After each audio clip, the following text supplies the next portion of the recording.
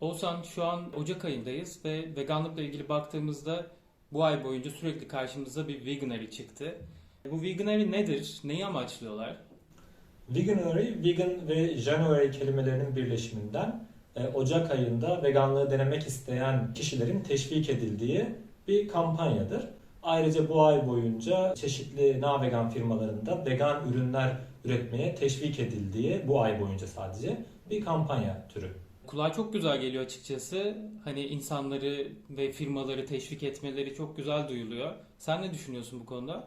Veganlık hayvanların doğuştan gelen temel hakları olan bir kişinin eşyası olmama, mülk olmama hakkını tanımak ve bu hakkı teslim etmek anlamına geliyor. Yani temelde bir hak mücadelesidir.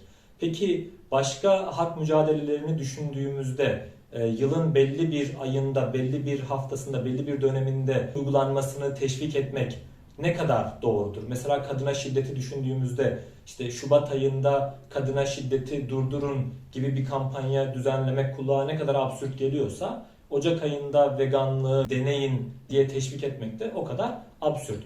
Ocak ayında değil ya da belli bir haftada, belli bir günde değil, hayatımızın her anında, her gününde hayvanlara karşı asgari ahlaki yükümlülüğümüzdür vegan olmak. Adaletin gereğidir. Bir de bu bir ay boyunca şirketlerin de vegan ürünler piyasaya sunmaları, menülerini geliştirmeleri konusunda da destek sağlıyorlar bildiğimiz kadarıyla.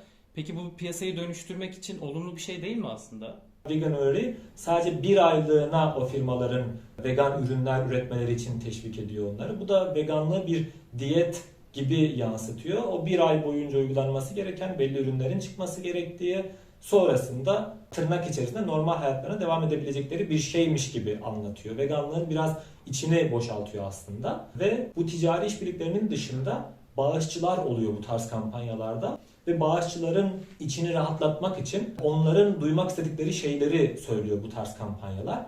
Mesela vegan olmalarının bir zorunluluk olmadığını söyleyebiliyor. Ya da işte Veganuary'de olduğu gibi sadece bir ay veganlık denemenin de olabileceğini söylüyor. Bu birçok insanın içini rahatlatıp vegan olmalarını öteleyebilecek bir durum. İnsanlara bağışın da hayvan mücadelesine katkı sunacağı söylenirse, böyle bir mesaj verilirse onlar da hayvanlar için bir şey yaptıklarını düşüneceklerinden vegan olmayı öteleyeceklerdir. Peki insanların bir ay boyunca vegan beslenmeleri, daha doğrusu bitkisel beslenmeleri onların vegan olmalarını kolaylaştırmıyor mu?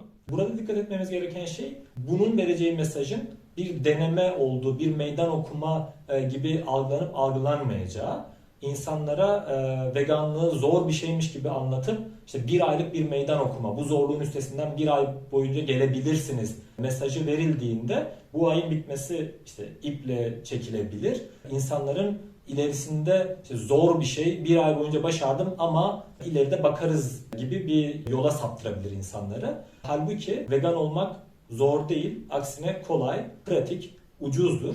Veganlık aslında etik bir duruştur, bir hak mücadelesidir. Birçok saygın beslenme örgütü her yaştan, her bünyeden insanın dengeli bir vegan beslenmeyle gayet sağlıklı olacağını söylüyor. Bu durumda vegan olmak hayvanlar için yapmamız gereken asgari ahlaki yükümlülüğümüz oluyor. Veganuary ise bunu bir bitkisel beslenme gibi sunuyor. O halde hemen hayatımızdan çıkarabileceğimiz ve gereksiz olduğunda hemfikir olduğumuz hayvan kullanımlarının sadece yılın bir bölümünde hayatımızdan çıkmasını teşvik etmek, önermek ne kadar doğru bir mesaj olur?